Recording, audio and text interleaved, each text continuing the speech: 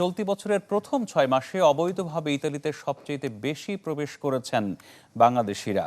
২৮ June পর্যন্ত Libya ও তিউনিসিয়া হয়ে ইতালিতে ঢুকেছেন ২৫,৩৪৫ জন মানুষ, যাদের মধ্যে বাংলাদেশি অভিবাসীর সংখ্যা ৫,৩৮২ জন, যা প্রবেশ করা মোট অবৈধ অভিবাসীর ২১%।